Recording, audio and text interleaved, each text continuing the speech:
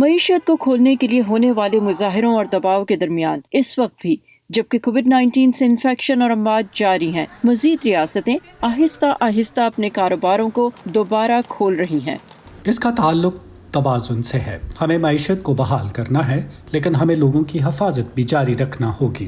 کئی ہفتوں میں پہلی بار امریکی صدر ڈونلڈ ٹرمپ نے اپنی مہم کے سلسلے میں صدارتی انتخابات کے لیے اہم ریاستوں ایریزونا اور اوہایو کے سفر کے منصوبے کا اعلان کیا ہے۔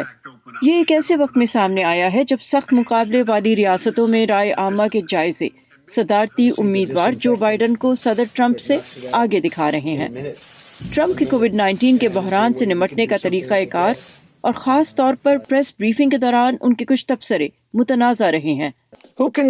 آپ اس بکھیڑے سے نکلنے کے لیے کس پر بھروسہ کر سکتے ہیں؟ یہ صدر کرونا وائرس کو سنبھالنے میں کافی حد تک نااہل رہے ہیں۔ ریپبلکنز معیشت کے حوالے سے صدر کی کارکردگی پر مرکوز ہیں۔ ووٹرز اس وبا سے پہلے تک صدر کی معیشت کے لیے اقدامات سے مطمئن تھے اور اس بحران کے بعد بھی وہ انہیں ایک ایسے رہنما کے طور پر دیکھتے ہیں جو معیشت کو بحال کرے گا۔ جہاں ٹرمپ کی انتخابی مہم ان کے پول نمبرز بہتر بنانے کے لیے کام کر رہی ہے، جو بائیڈن کو بھی ایک نئے چیلنج کا سامنا ہے۔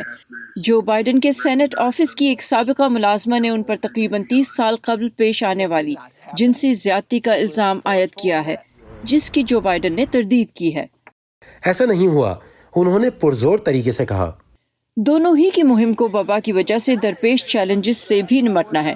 سوال یہ ہے کہ سماجی فاصلوں کے اس دور میں کیا ایسے بڑے جلسے ممکن ہو سکیں گے؟